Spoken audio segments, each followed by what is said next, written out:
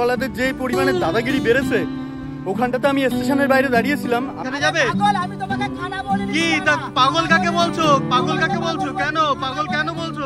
এইখানকার টোটো অটোওয়ালাদের দাপট দেখো। মন্দিরের মধ্যে এসে প্রবেশ করছেন মাননীয় মুখ্যমন্ত্রী মমতা বন্দ্যোপাধ্যায়। ওনার কনভয়ের গাড়ি এই যে পেছনে এসে দাঁড়ালো মেন গেটের সামনে। উদ্বোধনের তোড়জোড় কিন্তু এখানে ব্যাপক পরিমাণে লেগে গেছে। বড় বড় সাইজের এসি এখানটাতে ফেলে রাখা রয়েছে। যে কাজের তোড়জোড় সেটা বিশাল পরিমাণে বেড়ে গেছে। এই পাশে কাজ হচ্ছে, এই পাশে কাজ হচ্ছে, সামনে কাজ হচ্ছে, ভেতরে কাজ হচ্ছে, উপরে কিছু একটা স্ট্যাচু হয়তো হবে। আর এখানটাতে এই কাজটা সম্পন্ন করবার জন্য কত বড় একটা ক্রেন ডাকা হয়েছে। টোটোওয়ালারা মনে করে হয়তো আমরা পকেট ভরে ভরে টাকা নিয়ে আসি। দীঘা সমুদ্রের পাড়েই কিন্তু বসে হাওয়া খাচ্ছেন জগন্নাথ দেব। এই মন্দিরের ইতিহাস কিন্তু এই মন্দিরের দেয়ালে খুব সুন্দরভাবে লেখা আছে। হেই হ্যালো বন্ধুরা, কেমন আছো তোমরা সবাই? আমি প্রভাস, স্বাগত জানাচ্ছি তোমাদের সবাইকে ট্রাভেলার প্রভাস চ্যানেলের আরও একটা নতুন ভিডিওতে। আমার বর্তমান লোকেশন এখন দীঘা রেলওয়ে স্টেশন। আমি কিন্তু এই যে লোকাল ট্রেনে করে এসেছি হাওড়া থেকে দীঘা পর্যন্ত, তাও আবার মাত্র 45 টাকায়। তো এই ভিডিওতে আমি তোমাদেরকে দেখাবো দীঘায় নতুন আকর্ষণ দীঘার জগন্নাথ দেবের মন্দির, পুরীর আদলে তৈরি জগন্নাথ দেবের মন্দির। তো আমার পেছনেই রয়েছে জগন্নাথ দেবের মন্দিরের চূড়া, তোমাদেরকে দেখাই। ঠিক ওই যে দেখো মন্দিরের চূড়াটা এখান থেকে খুব সুন্দরভাবে দেখা যাচ্ছে। তার মানে ভাবো কত বিশাল এই মন্দিরটা, যেটা কিনা এই দীঘা রেলওয়ে স্টেশন থেকে এত সুন্দরভাবে দেখা যাচ্ছে। তো এই দীঘার মন্দিরটা তোমাদেরকে একদম কাছ থেকে দেখাবো, আর এই মন্দির সম্পর্কে ছোট বড় সব রকম তথ্য তোমাদেরকে এই ভিডিওর মাধ্যমে আমি দেবো। তো ঝটপট স্টেশন থেকে বাইরে যাই, বাইরে গিয়ে একে একে সবকিছু তোমাদেরকে দেখাচ্ছি। এই যে যতটা আমরা দীঘা স্টেশনের বাইরে বেরোনোর দিকে যাচ্ছি, মানে এক্সিটের পথে যাচ্ছি, তত কিন্তু মন্দিরটা আরো বেশি বড় হচ্ছে।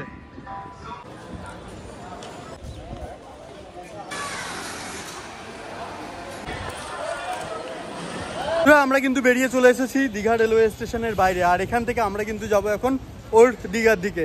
এই দীঘা রেলওয়ে স্টেশনটা একদম নিউ দীঘার কাছাকাছি।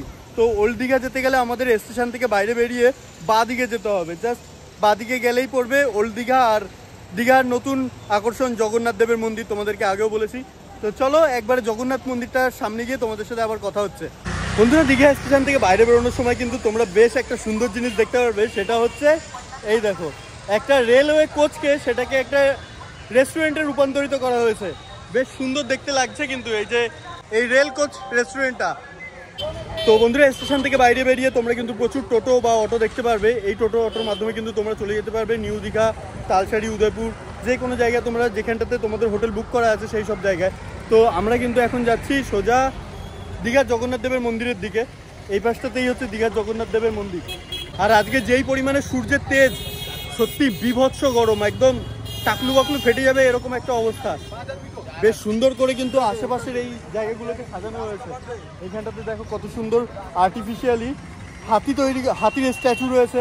আজকে তারিখ হচ্ছে এপ্রিল মাসের 24 তারিখ, আর আগামী এপ্রিল মাসের 30 তারিখে অক্ষয় তৃতীয়ার দিন কিন্তু এই যে আমার পাশে যে মন্দিরটা আছে এই মন্দিরে দ্বার উদ্ঘাটন হবে, মানে জনসাধারণের জন্য খুলে দেওয়া হবে এই মন্দিরের দরজা।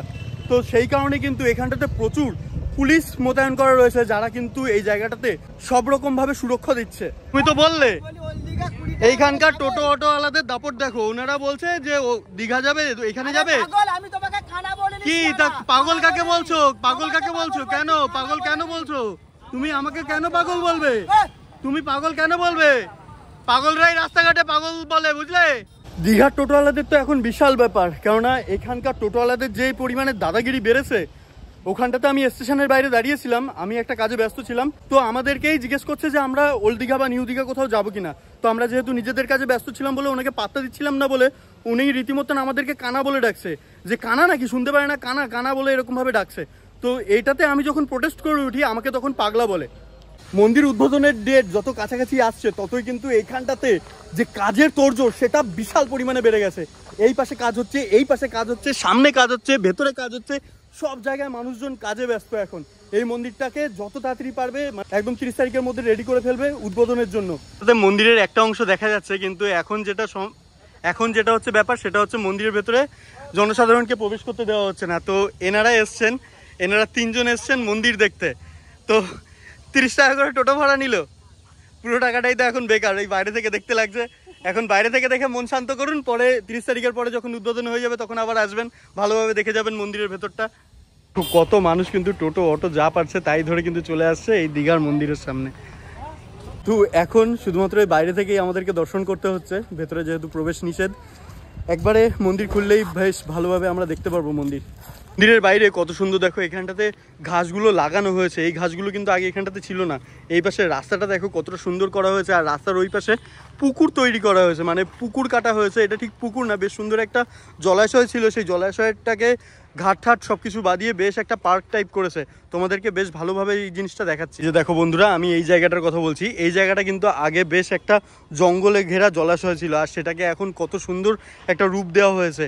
এই জায়গাটা থেকে যখন তোমরা রাত্রেবেলা হেঁটে হেঁটে যাবে, পাশে এরকম সুন্দর ঝকঝকে মন্দিরটাকে দেখতে পারবে, জাস্ট অদ্ভুত একটা ফিলিংস পাবে। এই রাত্রেবেলা যখন এই জায়গাগুলোকে লাইট দিয়ে সাজানো হবে, মানে লাইট তো এখানটাতে লাগানোই আছে, এই দেখো কত লাইট এখানটাতে লাগানো আছে। তো এই লাইটগুলো যখন জ্বালানো হবে তখন বুঝতে পারছো যে এই জায়গাটার সৌন্দর্য কতটা বেশি ফুটে উঠবে। আর এইখানটাতে তো তোমাদেরকে আমি এই মন্দিরের আশেপাশটা দেখালাম, এবার তোমাদেরকে দেখাই মন্দিরের মেন গেটটা।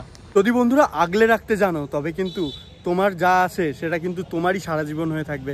এখানটাতে দেখো কত সুন্দর একটা গাছকে না কেটে সেটাকে খুব সুন্দরভাবে ব্যবহার করা হয়েছে। এখানটাতে এই গাছের তো একটা নিজস্ব রূপ আছে, নিজস্ব সৌন্দর্য আছে। সেখানটাতে এটাকে এত সুন্দরভাবে আরও সাজানো গোছানো হয়েছে, বেশ বাঁধিয়ে ইট দিয়ে মাটিগুলোকে ঢেকে দেওয়া হয়েছে। এতে কিন্তু গাছটা আরও বেশ সুন্দর দেখতে লাগছে। বন্ধুরা, আমরা এখন দাঁড়িয়ে আছি শতাব্দী প্রাচীন পুরীর জগন্নাথ মন্দিরের আদলে তৈরি করা দীঘায় জগন্নাথ মন্দিরের একদম মেন গেটের সামনে। এই যে মন্দির আর মন্দিরের যে গেট, দুটোই কিন্তু রাজস্থানের বংশী পাহাড়ের বেলে পাথর দ্বারা নির্মিত। আর এইখানটাতে মন্দিরের ভেতরে যে মার্বেল ব্যবহার করা হয়েছে, সেই মার্বেল কিন্তু ভিয়েতনাম থেকে আমদানি করা হয়েছে। এই মেন গেটে কিন্তু 3টে ফটক রয়েছে, একটা মিডিলে একটা আর এই কোণে একটা।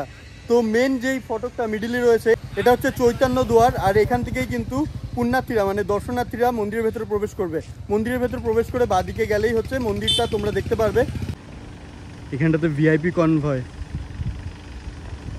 বন্ধুরা, দীঘার মন্দিরের কাজ পরিদর্শন করতে এসেছেন মাননীয় মুখ্যমন্ত্রী মমতা বন্দ্যোপাধ্যায়। ওনার কনভয়ের গাড়ি এই যে পেছনে এসে দাঁড়ালো মেন গেটের সামনে।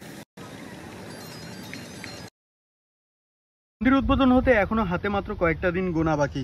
আর এখানটাতে দেখতে পাচ্ছ উদ্বোধনের তোড়জোড় কিন্তু এখানে ব্যাপক পরিমাণে লেগে গেছে। এখানটাতে কত এসি, বড় বড় সাইজের এসি এখানটাতে ফেলে রাখা রয়েছে, এগুলো কিন্তু ফিট করা হবে। আর এখানটাতে একটা অস্থায়ী টেন্ট ব্যবহার করা হয়েছে।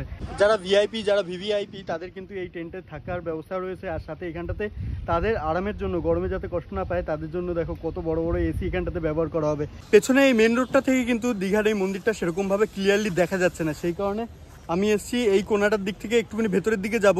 এখান থেকে একটা পয়েন্ট আছে, সেই জায়গাটা থেকে কিন্তু মন্দিরটা বেশ সুন্দরভাবে বাইরে থেকেই দেখা যাবে। তো আমি যদি দেখতে পারি তোমাদেরকেও আমি দেখাবো।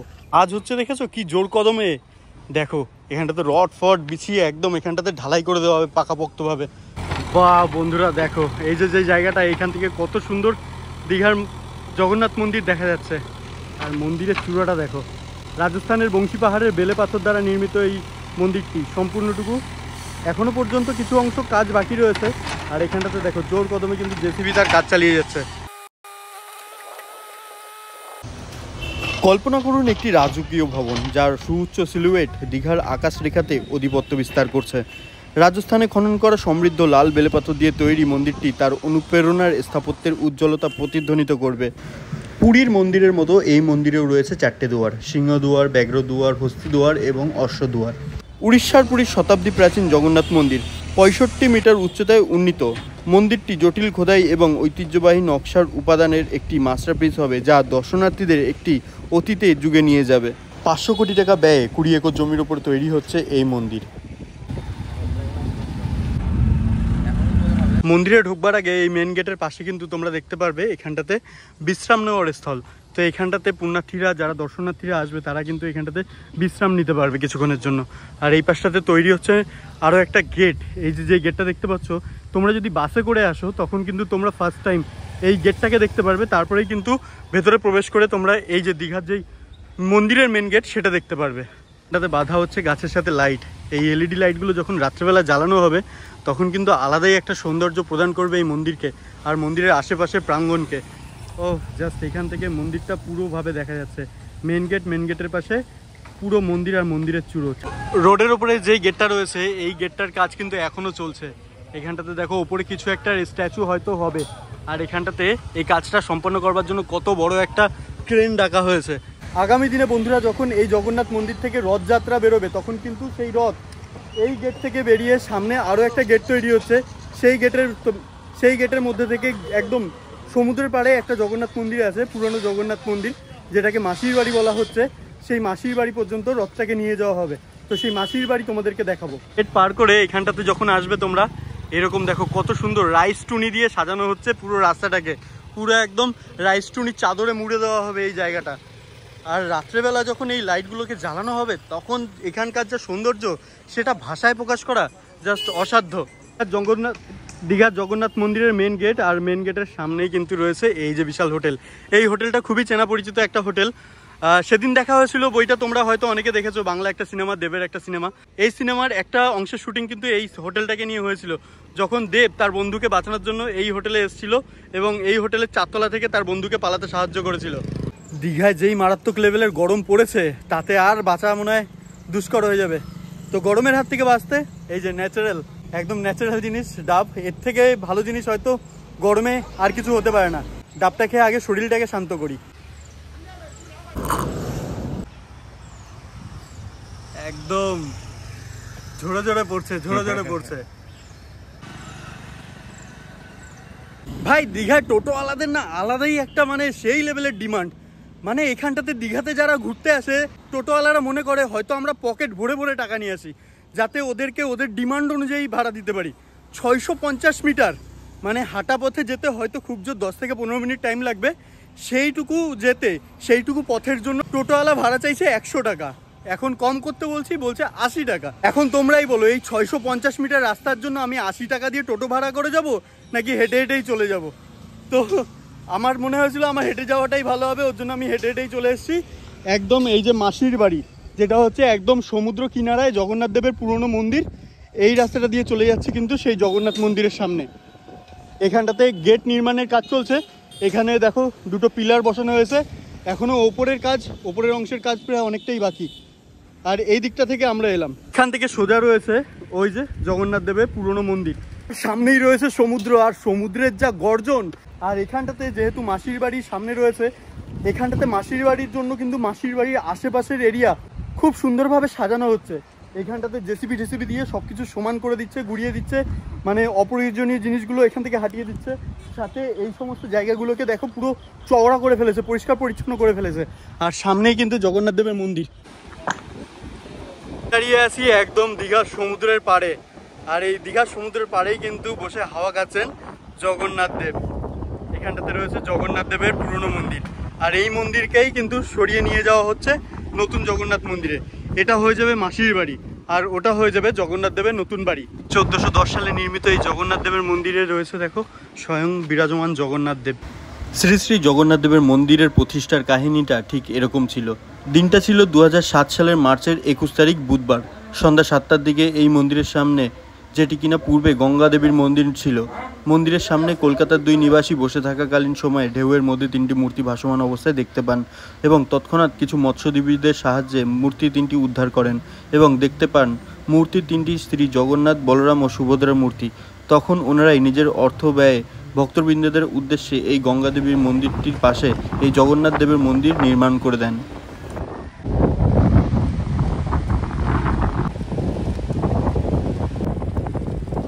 তবে বন্ধুরা এই ছিল আজকের ভিডিও। এই ভিডিওতে আমি তোমাদেরকে দেখালাম দীঘার জগন্নাথ মন্দিরের বেশ কিছু অংশের কাজ, আর সাথে দীঘার জগন্নাথ মন্দিরের বেশ কিছু সামান্য তথ্য।